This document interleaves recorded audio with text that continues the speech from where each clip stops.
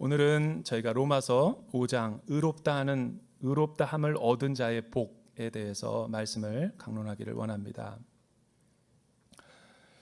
1장서부터 4장까지는 이신칭의의 이 교리, 또 이 하나님 나라의 그 복음의 의미가 무엇인가에 대해서 저희가 초점을 맞추면서 굉장히 신학적이고 또 딱딱한 교리의 내용, 또 한 단어가 그냥 이거는 보통 흘려들어서 되는 얘기가 아니라 믿음, 구원, 복음, 이 유대인의 율법, 엄청난 사실은 굉장히 심오한 단어들을 많이 다루었다면, 이제 5장에서부터 8장까지는 이신칭의의 복음을 듣고 또 하나님의 자격 없는 자가 하나님의 칭의를 덧입어 하나님의 언약 백성이 된 이후에 우리의 삶은 어떤 이 믿음의 효력이 나타나는가, 그 변화와 삶에 대해서 5장에서 8장까지 나누고, 조금 더 디테일하게는 12장서부터 16장까지 구체적으로 이 일상의 삶 속에서 이 복음의 메시지가 적용되는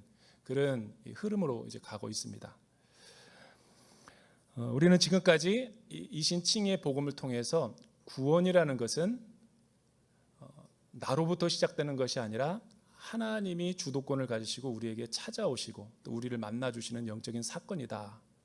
그 놀라운 사건을 이 믿음이라는 수단을 통해서 우리가 수용하고 인정하고 하나님이 내 삶의 주인이십니다 라고 고백하는 것이 우리 믿음이라고 지금까지 공부했습니다. 이 얼마나 놀라운 이 구원의 신비입니까?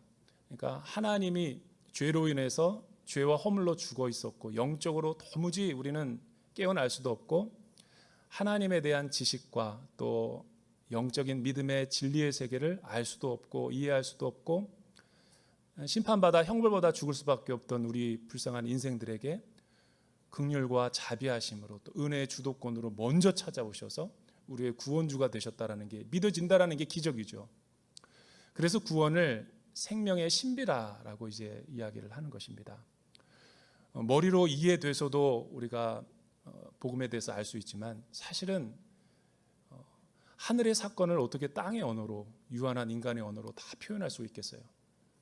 여러분, 그래서 복음 앞에 우리가 겸손해지는 거고 낮아져야 하는 것이죠. 성령님이 빛을 비춰주지 아니하시면 믿음의 스위치를 켜서 우리가 거울에 보는 모습을 각성하고 깨달게 해주지 않으면 우리의 영적인 까막눈으로 알 수 없는 거죠. 하나님이 오시기 전까지 이 영적인 세계와 계시는 마치 불을 꺼놓은 암흑의 상태와 똑같은 것이다. 우리가 신에 도달하기 위해서 또 어떤 공로 사상에 덧입어 나의 노력과 열심으로 하나님의 의를 덧입으려고 하는 인간의 모든 타종교를 포함해서 행위와 노력과 그런 구실들의 노력들은 불을 꺼놓고 하나님을 만나고자 하고 찾는 우리의 행동 거지에 지나지 않아요.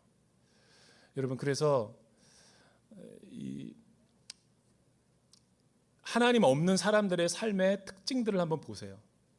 우리 크리스천보다 100배는 부지런합니다. 왜 그렇게 부지런하게 사는 거죠? 자기 힘으로 자신의 삶을 구원해내야 되기 때문에 그렇게 목마름을 가지고 그 실체도 없는 것들을 실체인 것처럼 알고 시간을 낭비하는 거죠. 그러나 주님이 우리 가운데 오시면 인생은 역전이 돼요. 그거를 구원의 사건이다라고 표현하는 거예요. 구원은 깨어진 하나님과의 관계성이 새롭게 회복되는 것입니다. 우리가 가보지도 않고 만져보지도 않고 경험해보지도 않았는데 2000년 전에 갈보리 골고다 언덕에서 죽은 십자가가 나를 위한 대속의 사건이라는 것이 믿어진다는 것 자체가 성령님의 역사인 거죠. 여러분, 하나님이 아니고서는, 성령님이 역사하지 않고서는 하나님의 실존과 하나님 되심을 알 수 없어요. 세상의 지식은 내 힘과 노력으로 알 수 있지만 우리는 영적으로 이미 에베소서 2장 1절과 2절에서 죽어 있다라고, 개선의 여지가 있는 게 아니라 수술해서 조금 치유될 수 있다, 이 정도가 아니죠. 완전히 죽어 있다. 장례식에 가보면 망자와 산자가 있죠. 여러분, 죽은 망자 위에는 아무리 쇳덩어리를 올려놔도 감각이 없어요. 그렇게 하나님에 대해서 죽어 있었다는 거죠. 그런데 믿음의 주요 온전케 하시는 이 예수 그리스도인 하나님의 아들을 통해서 믿음이 우리 안에 생겼다라는 거예요. 그러면 구원 이후에 우리의 삶은 어떻게 변화를 경험하게 되는가? 사실은 구원받아서 우리가 이방인이었고 외인이었고 하나님을 모르던 자가 하나님의 언약 백성이 되었다라는 게 복음의 소식인데, 하나님을 자격 없는 자가 하나님의 자녀로 인정해 줘서 의롭지 않은 사람을 의롭다라고 인정해 주어서 내가 하나님의 자녀가 된 것인데, 그런 칭의를 통해서 나의 신분의 변화가 일어났다면 이제 나는 어떤 삶을 살아가게 되는 것인가? 여러분, 그게 성화의 삶이고 영화의 삶으로 신학적으로는 이야기를 하죠. 그러나 신분이 변화됐다 그래가지고 법적인 의가 우리 안에 주어졌다 그래서 우리의 삶이 많이 달라지면 좋겠는데, 생각보다 뭐 엄청나게 큰 우리의 일상이 변화되거나 새롭게 되는 것은 아니에요. 그래서 오늘 말씀을 잘 우리가 깨달아야지만이 복음의 본질을 바로 이해할 수 있게 되는 거죠. 저는 대전에 온 지가 지금 한 이제 4년 다 돼 가는데 3년 8개월, 9개월째 지금 접어 들어가고 있는데, 이 대전에 와서 이 신비 중에 신비가 우리 차세대 코치를 역임하고 또 우리 여성 사역자로서 엄청난 활약을 하고 있는 우리 고현주 집사님을 볼 때마다 이 경탄하지 않을 수가 없어요. 야, 진짜 뭐 교육자보다 더 교육자 같네. 뭐 센스라든가 뭐 민첩함이라든가 기동성 뭐, 그리고 머리 돌아가는 거 보면 목사인 저보다 훨씬 낫습니다. 그리고 이 실제 이 감각적인 게 뭐 굉장히 본능적이라고 할 수 있겠어요. 은사죠, 은사. 그런데 교제를 하고 어느 날 밥 먹다가 한 가지 미스테리가 있어요.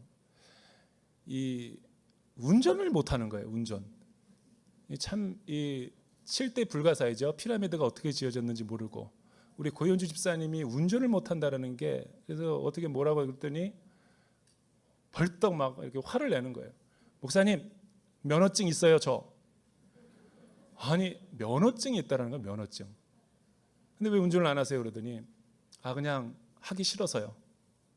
말은 그렇게 했지만 사실은 운전하는 게 두려워서 그렇게 운전을 한 번도 몰아보지는 못했다 그러더라고요.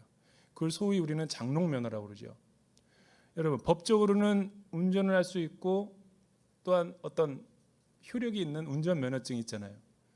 근데 실제 삶은 차를 경영할 수가 없죠. 저도 이런 비슷한 이 경험을 한 적이 있는데 제 일상을 잠깐 나누도록 할게요.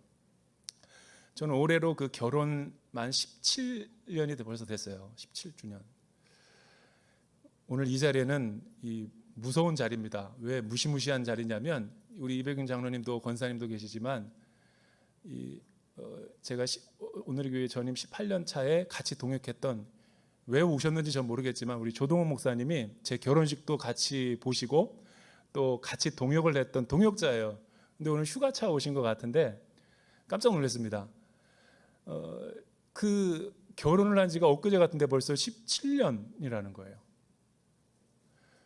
여러분, 17년 동안 저는 결혼하기 전에 그 결혼 예비학교도 4주 동안 우수한 성적으로 졸업을 했고 또 우수상도 받았고, 그런데 이 결혼식을 했다 그래서 이 온전한 결혼의 부부관계와 삶이 이루어지는 것은 아니더라고요. 그러니까 칭의와 성화의 삶이 꼭 그렇게 비유를 할 수 있는 거죠. 근데 더 놀라운 것은 한국은 개인과 개인이 결혼한 게 아니라 가족과 가족이 결혼하는 이 유교적인 약간 분위기가 있어가지고 우리 가족과 이 장인 장모님네 가족과 상견례를 하고 이제 결혼식을 통해서 우리가 혼인 신고를 해서 이제 합법적인 가족이 된 거죠. 그러니까 어느 날 장모님이 저희 집에 오셔서 전혀 그런 분이 아닌데, 자네 여기 좀 앉아보게. 그러니까 나는 하나밖에 없는 무남동녀 외동딸을 내가 또 못한 게 뭐가 있나 혼날 줄 알고 그렇게 해서 긴장하는 마음으로 딱 앉아 있었더니 하시는 말씀이, 드라마를 많이 보셨는지 자네는 왜 결혼한 지가 우리가 이제 17년 됐고 가족인 지가 벌써 이렇게 오래됐는데 나한테 한 번도 어머니라는 소리를 안 하나. 약간 서운했던 것 같아요. 왜냐하면 요즘 드라마나 영화 배우 보면 남자 이 탤런트들이 얼마나 살갑게 하는지 여러분 그거 다 영화예요. 영화, 드라마. 실제 삶은 그렇지 않습니다. 그런데 막 어머니 막 그러고 그냥 뭐 이렇게 막 이러니까 우리 장모님이 그걸 보시더니 기대가 좀 있었나 봐요. 아니 자네는 어떻게, 가만히 보니까 결혼 17년 동안 나한테 한 번도 어머니라는 소리를 안 하나. 죄송합니다 장모님, 제가 그러고 이게 그러니까 뭐냐면 저는 이 지금 로마서를 공부하다가 이 위대한 이신칭의 복음, 예수 그리스도를 믿음으로 말미암아 내가 엄청난 이 신분의 변화를 경험했지만 사실은 칭의라는 것은 법적인 개념이고 법적으로 우리가 하나님과 관계가 회복됐다 할지라도 실제 하나님과 이 땅에서 우리가 교제하면서 누리는 삶은 친밀함은 다를 수 있어요. 그거는 어디에 달려 있냐면 우리가 얼마나 노력하고 적극적으로 하나님께로 가까이 나아가고 제자 훈련과 영성 훈련과 양육 훈련을 잘 받느냐에 따라서 이 하나님과의 친밀함의 정도가 다 다른 거죠. 여러분 목회자와 또 중직자라 그래서 교회 오래 다녔다고 다 저절로 되는 게 아니에요. 이거는 하나님과 나와의 그 개인적인 인격적인 관계에 달려 있다라는 거예요. 그래서 사실은 신앙생활 한 지 얼마나 안 된 사람이 있다 할지라도 하나님과의 굉장히 친밀한 성도들이 많아요. 특히 저희 대전 오늘교회 보면 목사님 저보다 영적인 성숙함이 굉장히 뛰어난 분들이 많다라는 걸 보고 제가 적지 않게 많이 도전을 받고 놀래요. 우리 온누리교회는 새 가족이 돼서 등록을 하려면 4주 동안 두란노 1:1 제자 훈련 양육을 받아야 됩니다. 16주인데 16화인데 1단계에서 4단계까지 여러분 새 가족들은 반드시 의무적으로 해야 되는데 4주를 끝나고 나면 53페이지를 보면 마지막으로 우리가 어떤 신분의 변화를 경험했는지 이런 질문이 나오죠. 10가지 체크리스트가 나와요. 당신은 믿음으로 하나님과 연합된 자가 되었습니다. 하나님의 아들인 예수 그리스도가 나를 위해서 당신을 위해서 죽으신 것을 믿습니까? 예, 아니요. 당신은 오늘 죽어도 천국 갈 수 있다는 확신이 있습니까? 예, 아니요. 그거 여러분 10개 예 아니면은 진도 못 나갑니다. 그 다 그렇게 해서 우리 여기 앉아 있는 거잖아요. 그리고 마지막에는 예수 그리스도가 어떤 분이신가, 무슨 사역을 하셨는가, 그의 십자가와 부활은 우리에게 어떤 의미가 있는가. 여러분 십자가는 하나님에게 반역했던 우리 아담의 원죄에 대해서 하나님이 십자가를 통해 속죄를 이루신 거죠. 그러니까 죄의 용서의 사랑을 베풀으신 거예요. 그러나 십자가의 사랑은 거기에 끝난 게 아니라 죄와 죽음을 무덤에서 일어나셔서 승리하셔서 새로운 창조와 새 생명을 믿음으로 우리 가운데 함께 이제 다시 태어나게 하신 거죠. 그리고 세 번째는 그 부활하신 주님은 하늘로 승천하셔서 하늘 보좌 우편에 계셔서 여러분 하나님 나라의 역사를 지금 경영하시고 계시고 대신에 보혜사 성령님을 우리 가운데 보내주셔서 이 구원의 사역을 지금 주도하시고 계시다라는 거죠. 그 포인트가 중요한 거예요. 주님은 부활하셔서 승귀하셨는데 나와 복음은 어떤 관련이 있는가? 그 나의 죄를 위해서 죽으시고 부활하셔서 그 성령님이 내 안에 들어와 계시는 거죠. 믿음의 주라고 고백하는 사람들의 삶의 주인이 되시고 통치하시고 다스려 주시고 나와 동행하여 주시는 거예요. 이거를 믿는 것이 진짜 믿음이라는 거죠. 그런데 의외로 우리 성도들과 크리스찬들은 이 십자가의 죽음을 교리로 또 신학적으로 머리로 입술로는 알지만 그 하나님이 성령 하나님이 나와 함께 하시고 나의 삶을 인도하시고 또 나와 어떠한 이 세상의 삶 가운데 함께 하시는 분이라는 것을 주일날에만 기억해요. 그리고 월요일서부터 토요일날까지는 또다시 자기 모드로 돌아가요. 그거에 대해서 바울이 지금 교훈하고 있는 거죠. 구원 이후에 우리의 삶은 세 가지 양태로 변화가 일어나는데 먼저 1절과 2절에 있는 말씀 우리 같이 한번 읽어볼까요? 1절과 2절에 있는 말씀 큰 소리로 한번 읽어보죠. 시작. 그러므로 우리는 믿음으로 의롭다는 인정을 받아 우리 주 예수 그리스도로 인해 하나님과 더불어 화평을 누리고 있습니다. 또한 우리는 그분으로 인해 우리가 믿음으로 서 있는 이 은혜에 들어감을 얻었으며 하나님의 영광을 바라며 기뻐합니다.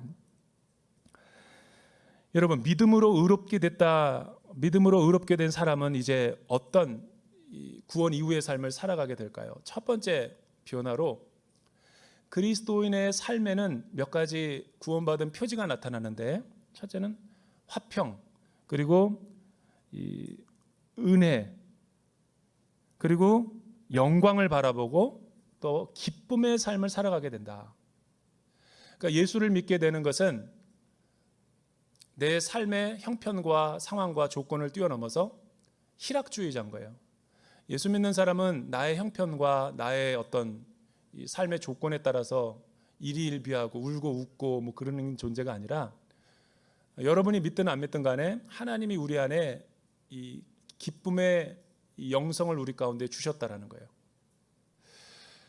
화평이라는 것은 영어 성경에 피스라고 번역되어 있지만 이것은 사실은 진정한 번역이 아닙니다. 이거를 원문에는 샬롬 에이레네라고 표현이 되어 있어요. 여러분, 샬롬 에이레네가 어떤 수준의 단어인지 아십니까? 지금도 여러분이 이스라엘 성지순례 가면 유대인들은 지금도 이렇게 인사합니다. 미국에 가면은 하이 데어, 모르는 사람 막 헬로, 막 하우 아이 두잉 그러지만 이 유대인들, 이스라엘 사람들은 지금도 샬롬 샬롬, 누구를 만나도 횡단보도나 엘리베이터 안에서나 샬롬 샬롬.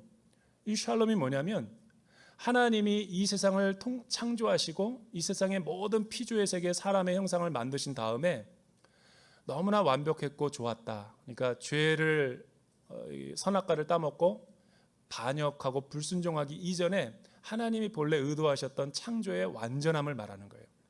그러니까 이 피스는 전쟁이 없는 상태를 말하는 게 아니에요. 여러분이 피스, 화평이라는 단어는 내 삶이 가난해서 부족하다라는 것을, 가난함이 부유함으로 바뀌는 것을 화평이라고 말하는 게 아니에요. 내 몸이 아팠다가 다시 건강을 회복했는데 그거를 화평이라고 말하는 게 아니에요. 이거는 어떤 상황과 어떤 형편에서 하나님이 우리의 삶의 완전한 주가 되신 이 주권 인정과 통치되는 상황을 샬롬이라고 말하는 거예요. 이 샬롬이 우리 안에 들어온다는 거죠. 하나님이 우리의 삶의 주인이 되신다는 거니까. 그로 인해서 어떤 우리가 구원의 관계성으로 들어가냐면 날마다 믿음으로 은혜의 더 깊은 장중에 들어간다는 거예요. 그리고 하나님이 우리를 부르신 구원의 계획과 목적과 의미를 알아서 궁극적인 그 영광을 선취해서 맛보는 거죠. 그러니 내가 좀 돈이 있다고, 내가 좀 성공했다고, 우리 자녀가 좋은 대학 들어갔다고, 내가 원하는 뜻이 기도 응답이 빨리 됐다고 그렇게 해서 기뻐한다는 그런 의미가 아닌 거예요. 그런 사람은 반드시 그것 때문에 하나님이 구원을 해서 우리에게 주신 은혜의 선물을 주목해서 자꾸만 기뻐하고 슬퍼하고 왔다 갔다 하는 신앙은 그것 때문에 또 하나님 배반하고 떠납니다. 이스라엘이 그랬잖아요. 여러분, 구원을 주신 선물보다 더 중요한 게 뭐냐면 선물을 주신 분이시죠. 그래서 무화과나무에 열매가 없고 감람나무에 소출이 없고 외양간에 소가 없다 할지라도 난 여호와로 인하여 기뻐한다 라는 게 바로 이 말이죠. 주변 상황은 중요하지 않아요. 하나님 때문에 기뻐하고 하나님으로 인해서 즐거워하는 거예요. 그런데 오늘날 교회가 타락하고 복음의 본질이 이 세속적인 번영주의, 물질주의 신학으로 바뀌면서 교회 안에 거짓 복음이 이렇게 침투해서 이 한국 교회를 이렇게 위태롭게 만드는 거예요. 교회는 절대 여러분 최고 1등주의, 물질주의, 지상 이렇게 뭐 황금 만능주의, 또 성공주의 이거가 복음이 아니에요. 그건 아주 빙산의 일각입니다. 여러분, 만약 그런 것을 의지해서 신앙생활을 하는 사람은 반드시 주님을 배반하고 떠나게 돼 있어요. 그것보다 훨씬 더 초월적이고 궁극적이고 더 영광스러운 그 하나님에게 주목하도록 하나님이 우리를 콜링하시는 거예요. 누구라고 제가 말할 수는 없어요. 지금 한국교회에 가장 급성장하는 굉장한 이 기름 부음이 있는 목회자의 간증을 들어본 적이 있습니다. 그분은 딸이 3명이에요. 굉장히 지금 어두운 한국 교회에서 두각을 나타내는 엄청난 목사님이시죠. 근데 그 목사님의 간증을 듣는데 너무 충격적인 얘기를 들었어요. 그 교회는 뭐 지금 우리 한국 6만여 교회가 다 주목하는 교회이고 그런데 주일날 설교 시간에 자기의 일상을 이제 오픈해서 얘기하는 거예요. 성도님들에게. 자기 세 딸이 있는데 이게 딸 때문에 지금 엄청나게 힘들다고. 다 지금 컸는데 성인인데도 이 둘째 딸이 아직도 담배를 못 끊었다고. 그리고 둘째 딸이 언제 교회 나올지 지금 아주 걱정이라고. 성도님들 기도 좀 해달라고. 너무 충격받아가지고. 그러니까 거기 성도들도 이제 웬만큼 이제 면역이 됐는지 놀라지도 않는 눈치예요. 그런데 그 연약함을 드러내는 거에 제가 은혜를 받은 게 아니라 그분의 그 다음 말이에요. 나는 하나님 믿어요, 여러분. 하나님이 언젠가 반드시 우리 딸을 돌아오게 할 거예요. 부족한 아빠를 용서하고 또 하나님이 그 녀석을 멋지게 쓸 거라는 걸 난 믿어요. 그래서 여러분 지금 눈에 벌어지는 상황에 내가 이리 앉습니다. 우리 사모랑 새벽에 밤낮 눈물을 흘리며 기도하고 있습니다. 여러분 이게 진짜 믿음 아닌가요?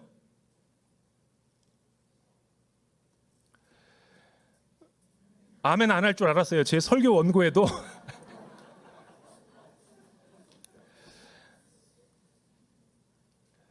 제가 교육전도사 때 우리 담임 목사님의 아들이 둘째 아들이 굉장히 담임 목사님이 그 아이 때문에 굉장히 힘들어했던 적이 있었어요. 무려 재수하고 삼수하는 건 이해가 되는데 사수는 좀 너무하지 않아요?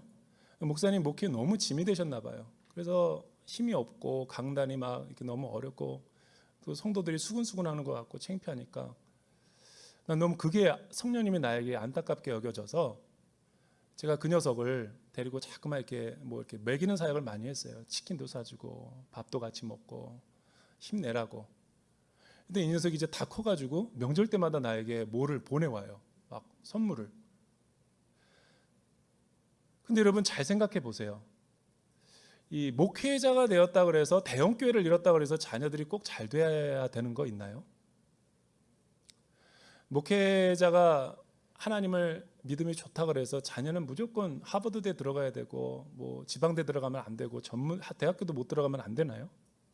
그러니까 그런 단적인 예를 봐도 우리 머릿속에는 어떤 인이 박혀 있냐면 예수를 믿고 십자가의 구원을 받으면 반드시 내 삶은 형통해야 된다.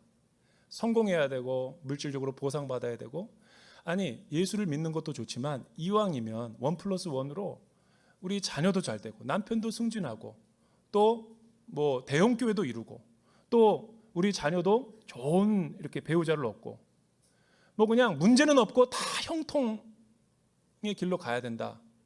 이게 바로 너가 복음이에요. 너가 복음.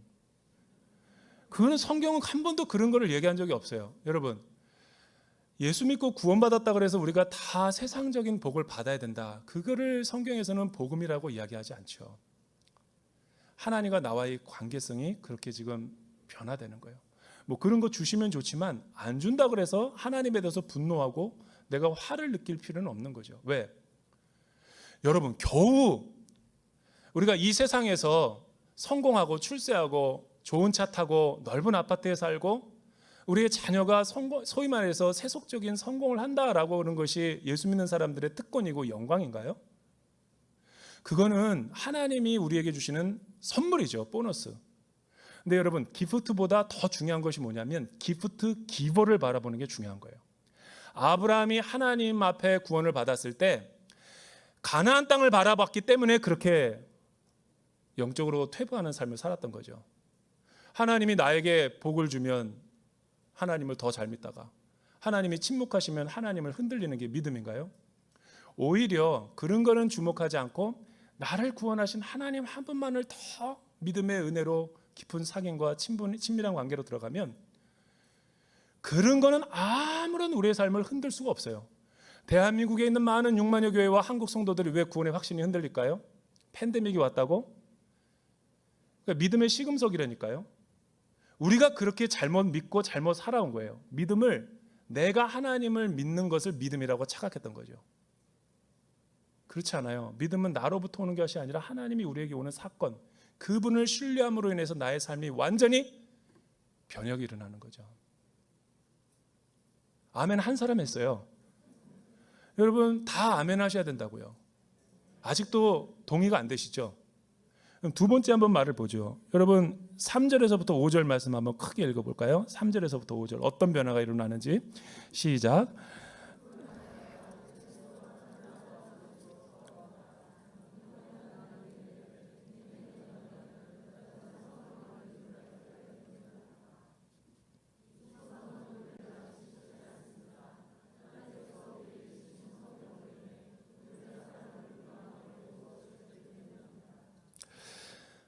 그러면 이뿐 아니라, 이뿐이라는 건 무슨 말이냐면 칭의를 통해서 값없는 은혜로 우리를 구원해 주셨다라는 것의 그 영광, 그 영광의 그 능력을 감사할 뿐만 아니라 또한 환난 가운데도 기뻐한다. 이 말이 이제 우리를 불편하게 하는 거죠. 이는 환난은 인내를, 인내는 연단을, 연단은 소망을 이루는 줄을 알기 때문입니다. 이 소망은 우리를 낙심시키지 않습니다. 하나님께서 우리에게 주신 성령으로 인해 그분의 사랑을 우리 마음 가운데 부어주셨기 때문입니다.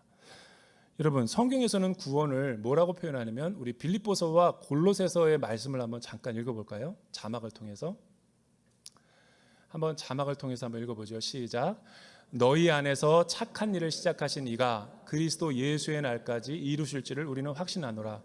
착한 일이라는 것은 구원을 말하는 거예요. 그리고 또 골로새서 시작. 그가 우리를 흑암의 권세에서 건져내사 그의 사랑의 아들의 나라로 옮기었으니 그 아들 안에서 우리가 속량 곧 죄 사함을 얻었도다. 그러니까 구원을 뭐라고 말하냐면 우리의 속사람, 그 깨어진 하나님과의 관계의 근원인 하나님의 형상이 회복됐다라는 거예요.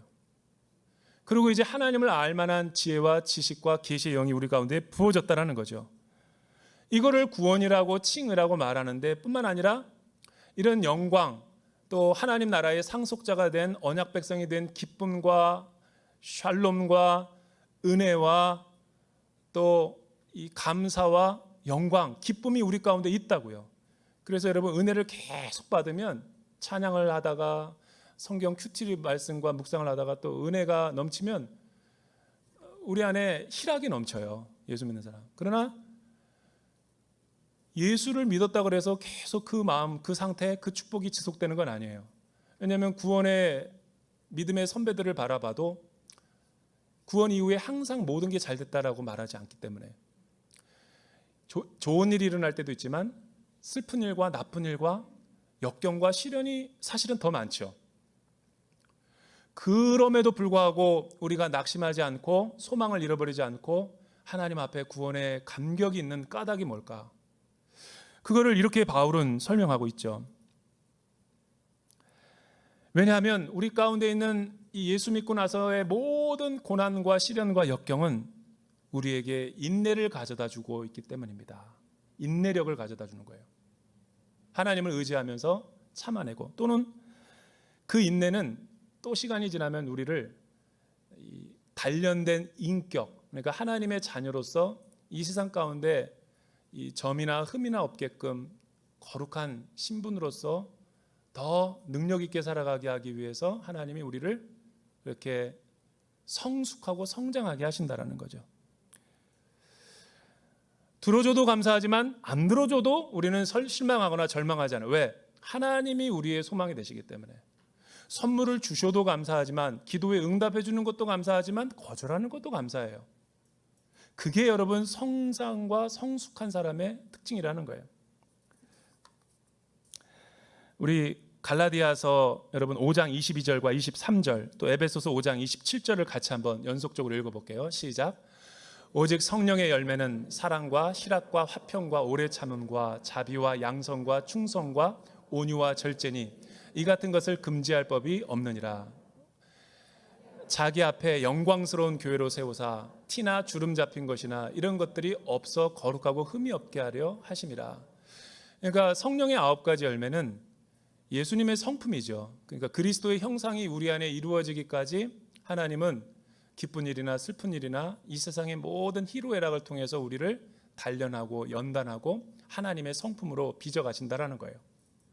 그리고 거룩하고 흠이 없는 존재가 되게 하기 위해서 여러분 이 어렵고 힘든 환난은 우리에게 인내와 또 칭의를 받은 하나님의 백성답게 합당한 자격과 실력을 갖추기 위해서 그렇게 허락이 아니라 허용을 하실 때가 있다는 거죠.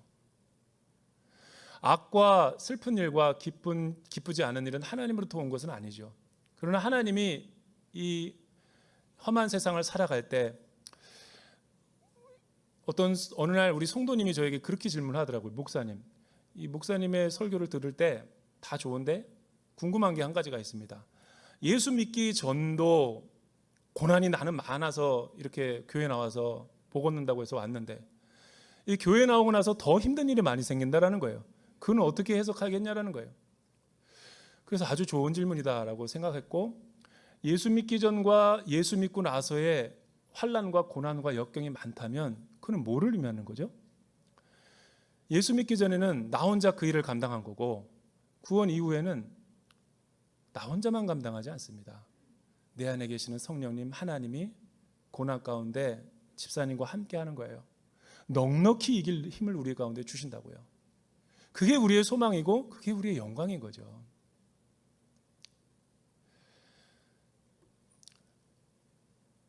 우리나라 축구팀이 월드컵을 앞두고 국가대표를 소환하고 선발하죠. 감독이 얼마나 힘든 것인가를 이제 알 수 있어요. 스포츠 선수들이 얼마나 사실은 이 생애 주기가 짧습니까? 근데 그 기량을 다 발휘하고 여러분 국가대표로 발탁된 것을 모든 축구 선수들은 다 사실은 영광으로 생각하죠. 영광. 그러나 영광은 잠시, 국가대표다운 경기력을 뽐내야지 사실은 국민들이 은혜를 받는 거죠. 국가대표 유니폼을 입혀놓고 국가대표의 영예를 주었다고 해가지고 졸전을 겨친다면 감독은 당장 경질이에요. 그리고 여러분 언론은 당장 비난입니다.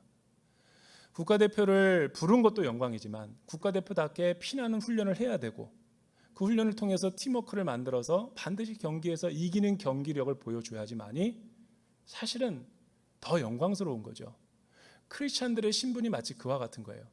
예수 믿고 구원받는다고 하니까, 믿음의 선물이라고 하니까 예수 믿고 구원받는다고 해놓고선 자기는 죽으면 천국 간다라는 믿음의 보험을 들어놓은 것으로 생각하고 구원 이후의 삶은 하나님의 자녀답게 살아가지 못하고 교회 안에서 주일날만 예수 믿는 척하고 무늬만 크리스찬이고 월요일서부터 토요일까지는 자기 마음대로 살아간다면 그 사람이 무슨 하나님의 통치와 주권이 임하는 사람이라고 할 수 있겠냐는 거예요.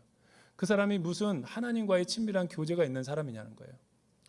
뭐 믿음의 턱걸이로서 구원은 받을지 모르지만 믿음의 질이 떨어지는 거죠. 세상 사람들은 그거를 손가락질하는 겁니다. 예수 믿는 사람들이 더하다고. 왜 더할까요? 위선적이고 이중적이니까. 자신들이 믿는 믿음의 근원이신 하나님과 실제 우리의 삶이 불일치하니까. 예수 믿는 사람들이 언행심사가 일치하지 않는 사람들 많습니다. 오히려 예수 믿기 때문에 더 담대하게 죄를 져요. 확신을 받고 구원의 용서도 믿으면서. 여러분, 그러니까 우리의 삶이 흔들리는 거예요. 구원이 흔들리는 거죠. 제가 세 가지 타입의, 제가 만들어낸 거니까 뭐 어디서 이렇게 뭐 머리 막 신경 써서 이렇게 생각하지 않으셔도 돼요. 제가 만들어낸 거예요. 이 셋 중에 누가 진짜 리얼 크리스찬이라고 여러분들이 생각하세요? 첫째 사람은 어느 날 죽을 병에 걸려서 이제 심장을 이식하지 않으면 살 수는 더 이상 연명할 수 없는 사람이 있었어요. 누군가 기증자가 나타나서 심장과 골수 이식을 통해서 새 생명을 얻었어요. 우리 주변에 그런 사람 많이 보죠. 저는 우리 교회에서도 봤어요. 그런데 그 사람이 그 심장 이식 받기 전에는 마이웨이 인생을 살았죠. 자기 인생은 자기 것이라고. 술 먹고 고주 망태가 되도록 술독에 빠져서 산 사람이지만, 그러니까 다 장기가 망가진 거죠. 담배 피고 술 먹고 하고 싶은 대로 자기 인생은 자기 거라고, 하나님이 어딨냐고, 신은 어딨냐고 막 저주하면서 인생을 살았죠. 그러나 수술을 받은 다음에는 누군가 그거를 공유해 주지 않으면 살 수 없는 운명, 기적적으로 나타났어요. 그리고 심장 이식을 좋은 의사 밑에서 했죠. 그리고 지금은 살아있어요. 그런데 만약 그 사람이 새 생명을 얻고도 내 인생은 나의 것 그러면서 그 은혜를 모르고 감사와 사랑을 모르고 마음대로 산다? 그 심장 기회해 준 사람은 교통사고 나가지고 더 살 수 있는데 자기 아들이 생명을 나눠주고 간 사람이에요. 어떻게 살아야 되겠어요? 아직도 고주망태가 되고 자기 마음대로 살겠어요? 여러분, 그런 사람은 크리스찬이라고 볼 수 없죠. 두 번째 타입은 어떤 사람이냐면, 아버지와 아들이 있었는데 어느 날 이 아들이 약간 손이 탔나 봐요. 아빠 하도 용돈을 안 주니까 아버지 주머니뿐만 아니라 이제 범위를 넓혀서 이웃집 놀러 가서도 이웃집 아저씨 손 지갑을 막 열어가지고 돈을 훔치다가 발각이 됐네. 너무 화가 나가지고 경찰서에 갔다가 인수인계해서 집 앞에 데리고 왔어요. 이놈의 자식, 너 어떻게 해서 지금 이런 부모의 얼굴에 먹칠을 하느냐고 막 야단치고 막 화가 단단히 나가지고 이만한 몽둥이를 들고 자식 앞에 그냥 막 지금 휘어잡을 기세예요. 매를 때리려다가 주머니에서 10,000원짜리 몇 장을 주더니 다음부터 그러지 마라, 들어가, 그리고 용서해 줬어요. 얼마나 멋있습니까? 이런 걸 은혜라고 그러죠. 특별 사면이라고 그러죠. 당연히 자기는 혼나야 되는데 아버지가 눈 감아주는 거, 그걸 은혜라고 그러는 거예요. 근데 갑자기 자기 방에 들어가더니 문을 잠가놓고 벽에다가 대고 이마를 찌면서 나는 안 돼, 역시 아버지의 사랑은 믿을 수 없어, 아버지는 나를 용서하지 않을 거야, 나를 자식으로 여기지 않을 거야, 계속 쿵쿵쿵거리면서 머리 찢고 있는 거예요. 문 열고 들어가 봤더니 뭐 하고 있냐 그랬더니 나는 안 돼요, 아버지의 자격이 한참 미달이에요, 머리를 부딪히면서 자학하고 있는 사람이 있다고 봐요. 그게 크리스찬들이에요. 가늠하다 현장에 붙잡힌 여인에게 나도 너를 정죄하지 아니하노니 가서 다시는 죄를 범치 말라, 이 메시지 죄사함의 은혜를 주었는데도 나는 안 돼, 우리 주님이 어떻게 내 죄를 용서할 수 있어, 안 돼, 그러면서 계속 자학하는 거예요. 그래서 너도 너를 용서해야지 주님이 용서하는 거예요. 세 번째는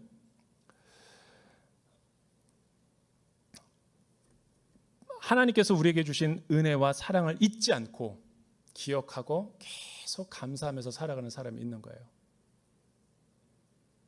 제가 도공 예배를 옛날 때 섬길 때 늦어가지고 택시를 탔는데 택시 안에 그날이 이제 6.25였어요. 6.25 호국 보훈의 달. 근데 뉴스에서 흘러나오는 그 에피소드를 들었는데 아직도 잊혀지지가 않아요. 유엔에 근무하는 한국의 2세예요. 2세 미국 한국인 여자. 그러니까 이 청년이 그 좋은 직장을 내버려 두고 너무너무 우리 코리아 부모님의 나라에 대해서 공부를 하다가 도저히 자기가 유엔직을 스텝을 감당할 수 없었대요. 그러고 나서 자비량으로 자기가 벌어놓은 돈을 가지고 전 세계 우리나라 6.25 전쟁에 참자했던 사람들, 에티오피아, 인도, 캄보디아 그런 데 다 돌아다니면서 그 베테랑들, 참전용사들, 할아버지가 된 참전용사들을 보면서 큰 절을 하고 프리허그 해주는 거예요. 이게 신문에 난 거예요. Thank you for your work. 막 눈물 흘리는 거예요. 에티오피아의 한 노병사가 그러더래요. 엄청난 훈장들 여기다 닫으면서 90세가 넘었는데 우리 손주는 전쟁에 대해서 묻지도 않는데 저 이역만리에서 코리안인 한국 여자가 와가지고 나한테 절을 하고 당신의 헌신에 감사합니다. 우는 걸 보고 내가 오늘 너무 기쁜 날이다. 매년 6.25만 되면 여러분 전 세계에 있는 베테랑들이 다 모여서 청와대에서 만찬을 한대요. 대통령이 그렇게 묻는답니다. 우리가 당신들을 위해서 당신들 때문에 이렇게 번영한 국가가 되는데 뭘 해줘야 됩니까? 어느 캐네디언 노병사가 이렇게 대답했대요. 대통령 카카, 당신들이 우리에게 빚진 은혜와 사랑을 갚는 비결은 하나밖에 없습니다. 우리를 잊지 말아 주십시오. 은혜 받은 사람, 구원의 감사를 받은 사람이 능력 있게 살아가는 모습이 뭘까? 잊지 않고 감사하는 삶인 거예요. 우리 예수 믿는 사람도 마찬가지라니까요. 제가 휴가인데 지금 주일날 와가지고 설교하고 있는 거거든요. 여러분 지난 이 주일에 휴가를 가려고 우리 두 아들들과 함께 지하 주차장을 나섰는데 나는 평생 이 돈의 복은 없는 사람이에요. 그렇기 때문에 결혼과 함께 모든 통장을 주권을 우리 아내에게 넘겼고 지금까지도 일주일에 한 번씩 용돈 타서 18년째 살고 있습니다. 내 지갑에는 카드가 없어요. 놀라죠? 카드가 없이 사는 사람인데 차를 타려고 하는데 바닥에 돈이 떨어져 있는 거예요. 깜짝 놀랐어요. 안 보길래 빨리 주웠죠. 그런데 차에 타려고 그러는데 우리 두 아들이 누구 걸까? 이게 누가 흘렸을까? 계속 휴가를 가야 되는데 여러분 지하 주차장에서 10분 동안 실랑이를 벌였네. 이걸 어떻게 할 것인가? 어떻게 처리할 것인가? 그래서 우리 첫째 아이들은 그거 그냥 그 자리에다 놔 그러더라고요. 둘째 아들이 그러는 거예요. 그러면 누가 가져가지 또. 그럼 어떡하란 말이야. 휴가 가야 되는데 지금. 그래서 그냥 일단은 갖고 하루 이틀 계속 갖고 있었어요. 나는 이런 제안이었어요. 이거 하나님이 주신 은혜인 것 같은데 그냥 누구 섬길 수 있는 사람 있다면 밥을 사주자. 그게 더 내가 보니까 낫다. 근데 안 된다라는 거예요. 두 아들들이. 수의실에다가 신고를 하래요. 나보고. 그래서 여러분 수의실에 갔어요.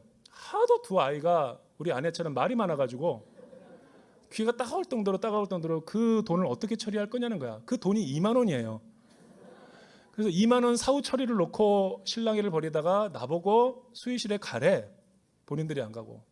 갔어요. 3명의 수의 아저씨들이 있더라고요. 분실물에다가 신고하려고요. 그랬더니 예, 거기다 이름 적으라고 전화번호랑.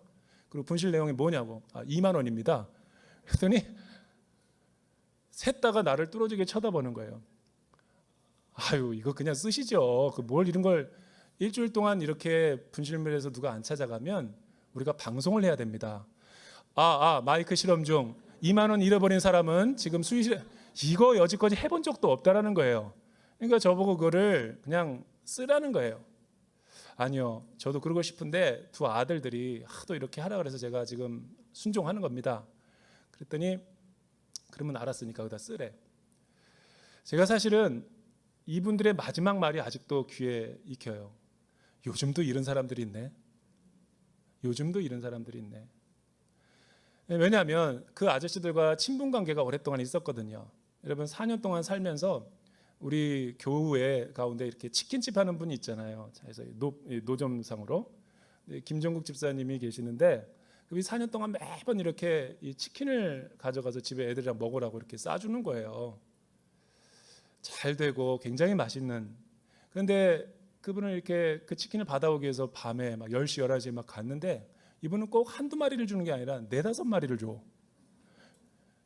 그분은 주일을 끝나면 일이 뭐냐면 주일날 남은 주보와 신문을 다 가져다가 그 팔 때 손님들에게 전도해요. 그리고 여러분 그분이 나한테 4마리, 1마리면 되는데 이렇게 많이 주냐고 그랬더니 나머지는 수의실에도 주고 이웃들에도 주고 목사님이 주고 싶은 사람 나눠 먹으래. 그래서 제가 4년 동안 그 일을 해왔다니까요. 수의 아저씨들은 제 치킨을 많이 먹었죠. 그러니까 아저씨가 하는 말이 요즘도 이런 사람들이 있네. 근데 나는 그 한마디에 복음의 희망을 봤어요. 이런 작은 나비의 호접하는 하나도 이 버터플라이 이펙트, 나비 효과를 내는구나. 얼마나 신뢰가 생기겠어요. 요즘 식당 가면은 기도 안 하고 먹는 크리스찬들이 많아진다고 합니다.